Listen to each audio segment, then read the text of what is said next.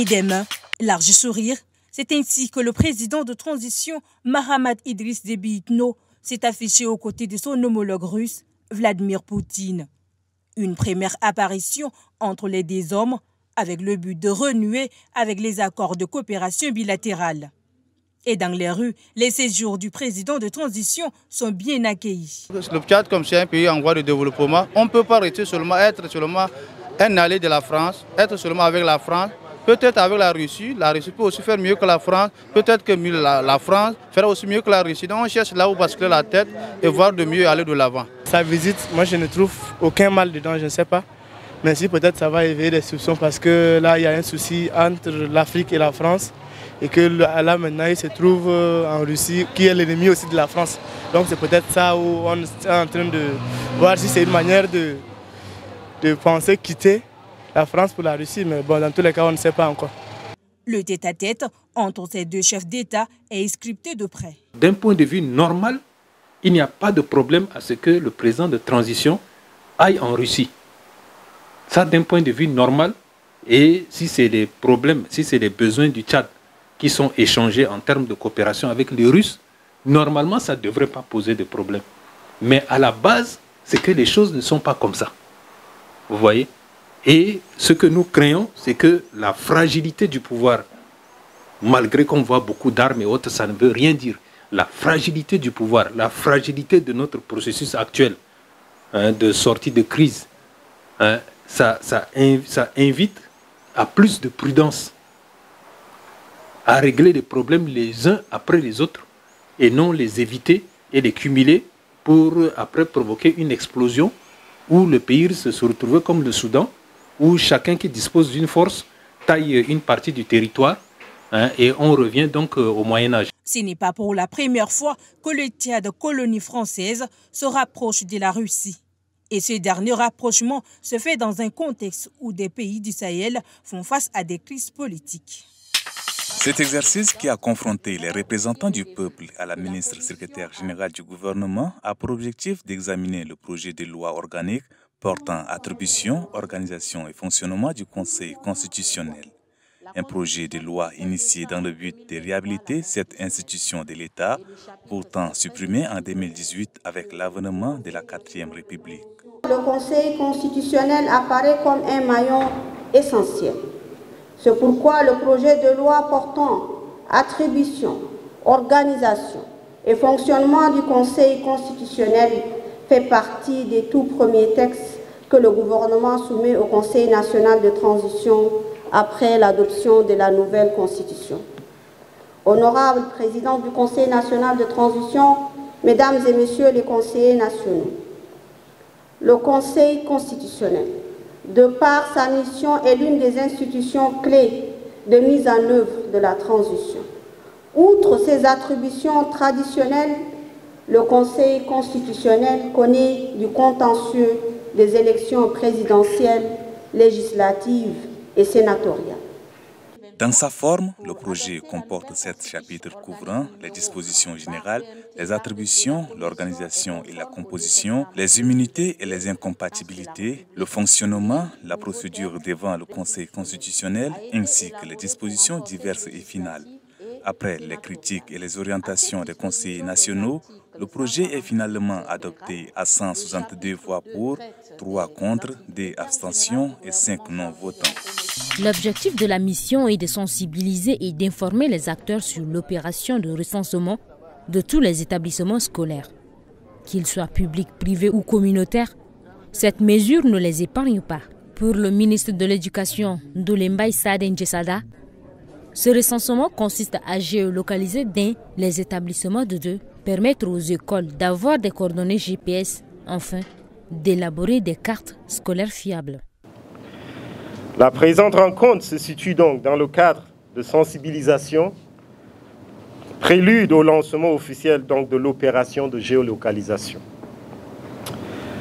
Le système d'information et de gestion d'éducation du ministère de l'Éducation nationale et de la promotion civique est caractérisé par des insuffisances fonctionnelles, organisationnelles et technologiques.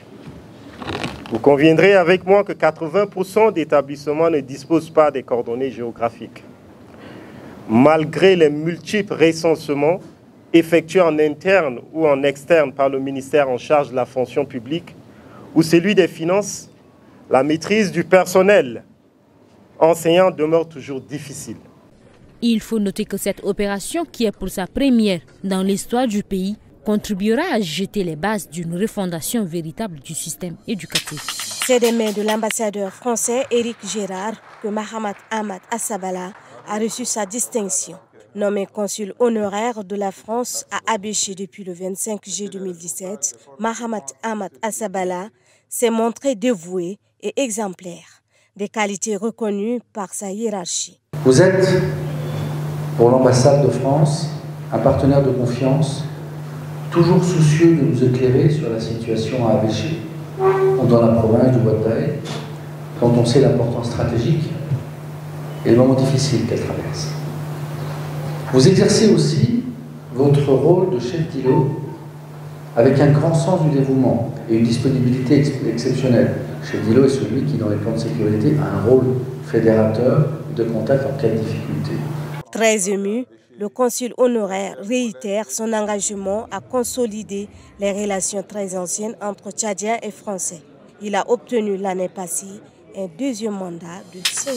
Dans l'actualité en bref de ce jeudi, une mission dirigée par le président de l'organe de régulation de la gestion du pèlerinage séjourne en Arabie Saoudite, accompagnée d'une forte délégation pluridisciplinaire. La mission vise à s'imprégner des réalités de terrain en ce qui concerne le déroulement du pèlerinage. Par cette mission, la présidence entend prendre à temps toutes les mesures nécessaires pour que le pèlerinage 2024 ne souffre d'aucune difficulté sur le plan de quota des pèlerins, d'hébergement, la restauration à Médina, Maca, Mina, Arafat et Mousdalifa, du transport aérien et interurbain et les services connexes. Le Centre d'études pour le développement et la prévention de l'extrémisme a organisé ce 25 janvier 2024 à son siège une table ronde sur la réconciliation nationale et le DDR. Ces assises qui ont vu la participation de personnalités venues de toutes les couches de la société visent à permettre à chaque acteur de s'informer et d'échanger en vue de participer à travers des diverses contributions à la réconciliation nationale et les programmes de DDR. Les participants vont débattre tout au long de cette table ronde sur 3 questions principales, à savoir comment la réconciliation nationale et les DDR peuvent mettre un terme au conflit armé, instaurer une paix durable, favoriser la réconciliation et promouvoir les valeurs démocratiques et les écueils à éviter pour assurer la réussite d'une réconciliation. Pour clore cette actu en bref, le ministre tchadien de l'Industrie et du Commerce, Ahmed Abdelkarim Ahmed, a ouvert ce jeudi 25 janvier 2024 à Koudougou la 8e session ministérielle du C4 et la Côte d'Ivoire, initiative sectorielle en faveur du coton. D'après le service de communication du ministère de l'Industrie et du Commerce, le Tchad assure la présidence du groupe des pays membres de l'initiative sectorielle en faveur du coton, regroupant le Bénin, le Burkina Faso, le Mali, le Tchad et la Côte d'Ivoire. La présidence tchadienne du C4 est placée sous les signes de l'action, du volontarisme et de l'optimisme, poursuit le communiqué. Le Tchad s'est déjà engagé dans une dynamique positive en ce qui concerne la véritable place du coton africain sur la scène commerciale multilatérale et continue par lui donner plus de visibilité, et ce malgré un contexte difficile. Ce plat, les enfants de Kemdigui en raffolent et leur mère le prépare presque quotidiennement depuis des années. Elle et le haricot, c'est une histoire d'amour. Je donne le haricot aux enfants et ils aiment trop ça. Quand ils mangent le haricot, ça leur donne de la force. Notre papa nous disait souvent que le haricot est très important dans la ration alimentaire. Riche en vitamines, en manganèse, en zinc, en cuivre, en sélénium, en bore, en fluor, il est vivement conseillé par les spécialistes. Ce sont d'abord les aliments qui sont produits localement et qui sont importants pour tout le monde. Pourquoi? Parce que le haricot, dans un premier lieu, est un aliment qui est riche d'abord en protéines et, comme vous le savez, les protéines servent la croissance de l'organisme. De ce fait, le haricot est important et au-delà du protéine que le haricot possède, le haricot est aussi riche en fibres.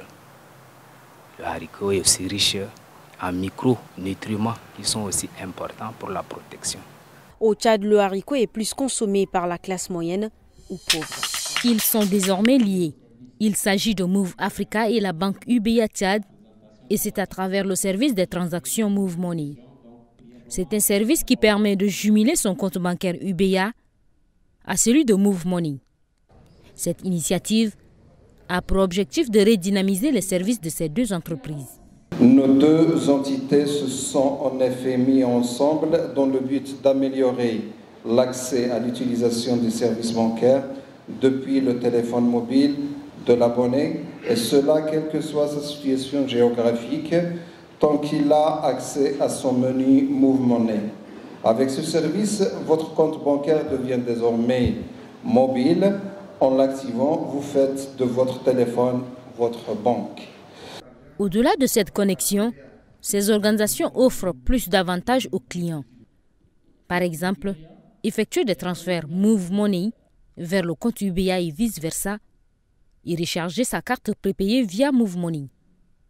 Et à travers eux, il est possible de faire des transactions de plus de 400 000 francs CFA avec 590 francs pour des frais de transfert, et ce, peu importe le montant.